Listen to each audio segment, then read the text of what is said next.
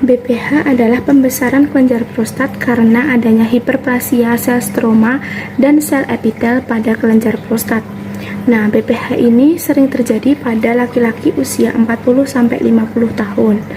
Untuk epidemiologinya sendiri adalah secara histopatologi prevalensi BPH tergantung pada usia, dengan perkembangan awal pada usia 40 tahun. Risiko penyakit BPH yang pertama, usia. Risiko BPH meningkat seiring bertambahnya usia, terutama pada pria di atas 50 tahun. Kedua, ada hormon. Ketidakseimbangan hormon berperan dalam perkembangan BPH. Ketiga, ada faktor genetik. Riwayat keluarga dengan BPH meningkatkan risiko seorang terkena penyakit ini.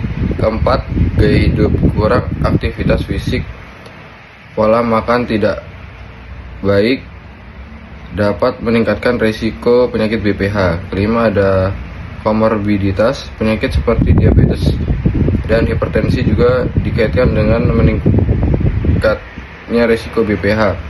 Keenam, ada ras dan etnis. Beberapa studi menunjukkan bahwa pria kulit hitam lebih mungkin mengalami gejala BPH lebih berat dibanding ras lain.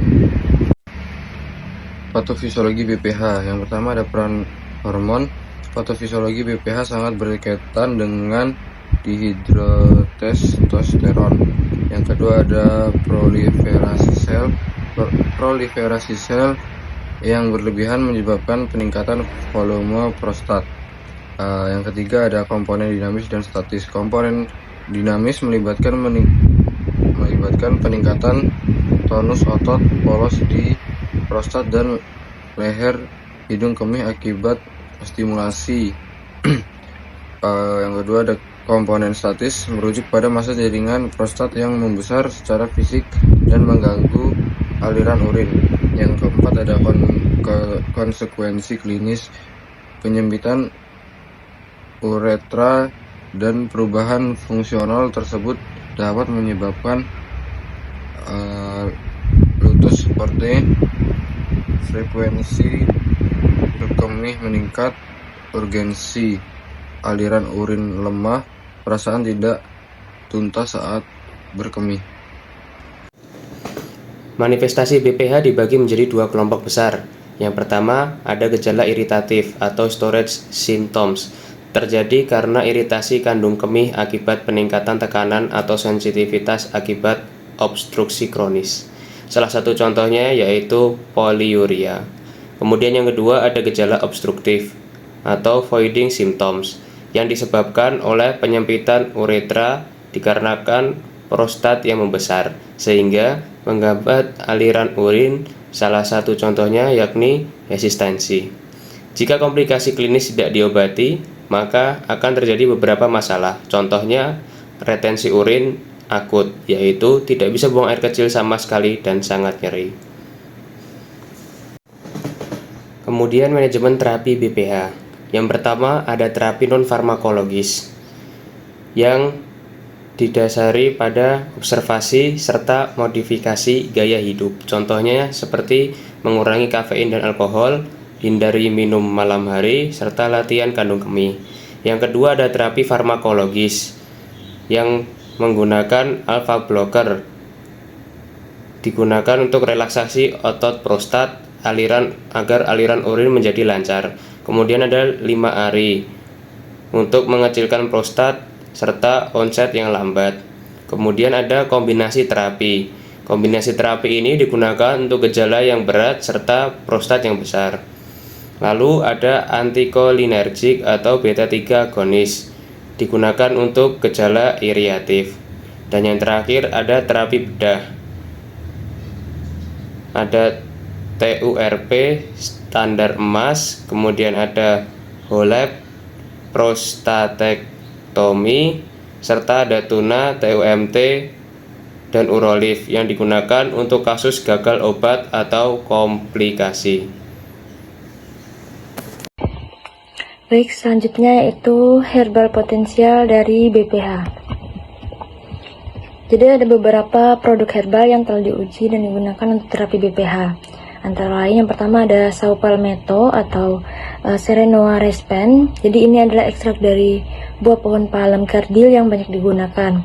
Kemudian dia mengandung beta-sitosterol yang menghambat enzim 5-alpha reduktase dan memiliki efek antiinflamasi dan menghambat pengikatan dihidrotestosteron pada reseptor androgen. Kemudian untuk hasil uji klinis terbaru itu menunjukkan efikasi yang tidak lebih baik dari placebo pada dosis standar.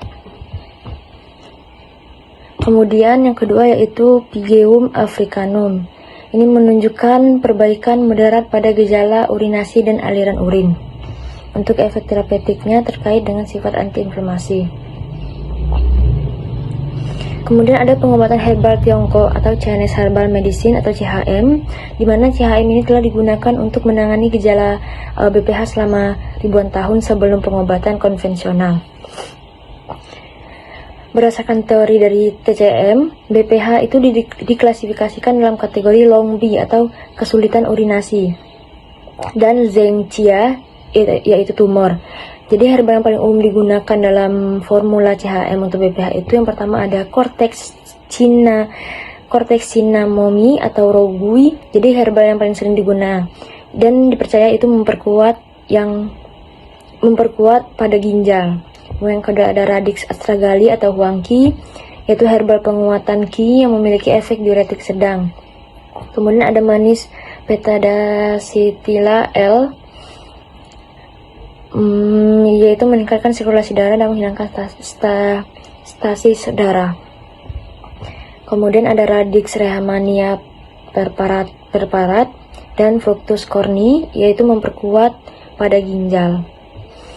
Untuk mekanisme kerja dari herbal-herbal ini itu telah diteliti secara farmakologis, yaitu mengurangi ukuran prostat dengan meningkatkan ekspresi induksi nitric oxide sintase pada kelenjar prostat. Kemudian beberapa juga memiliki efek diuretik atau memperbaiki reologi hermatologis, aktivitas antitumor, dan efek antibakteri. Untuk terapi kombinasinya, yaitu kombinasi pengobatan barat dan herbal Tiongkok mungkin menjadi pendekatan yang ideal untuk BPH. Satu studi itu menunjukkan bahwa CHM plus tamsulosin 0,2 mg per hari itu lebih unggul daripada tamsulosin saja dalam mengurangi skor gejala TCM pasca pengobatan.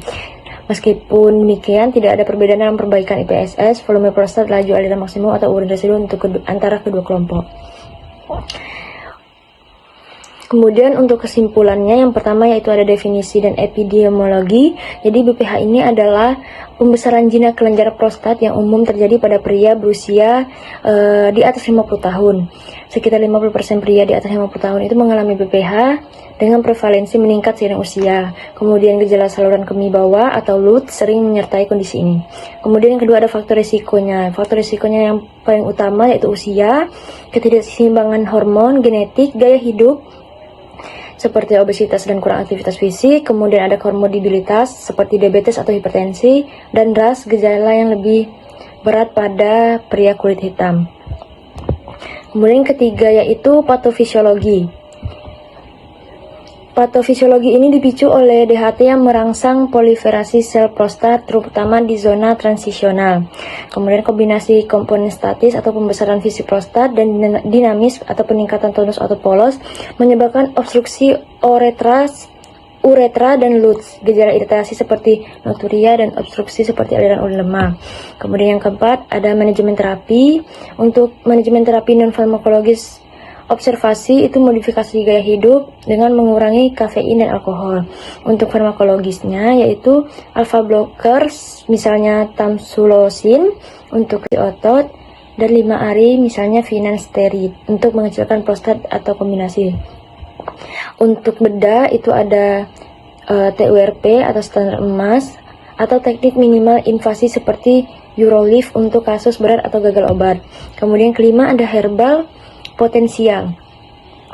Jadi untuk fitoterapi barat itu menggunakan sawo palmetto atau sawo palmetto itu menghambat 5-alpha reduktase dan Pygeum africanum untuk antiinflamasi.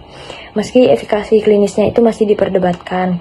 Kemudian ada herbal Tiongkok yaitu kombinasi seperti rogui, perkuat ginjal, dan Huang Qi diuretik dengan mekanisme antiinflamasi, diuretik, dan perbaikan siklusi. Terapi kombinasi herbal plus dengan obat konvensional misalnya tamsulosin itu dapat menunjukkan potensi sinergis. Kemudian yang keenam ada komplikasi. Jadi retensi urin akut jika tidak ditangani sehingga penting untuk deteksi dini dan penata-laksanaan sesuai gejala. Jadi, baik BPH itu adalah kondisi multifaktorial yang memerlukan pendekatan holistik atau gaya hidup, obat atau bedah, terapi herbal dapat menjadi pelengkap, tetapi perlu penelitian lebih lanjut untuk validasi efikasinya. Pemilihan terapi disesuaikan dengan keparahan gejala dan kondisi pasien. Mungkin itu saja yang dapat saya sampaikan. Terima kasih.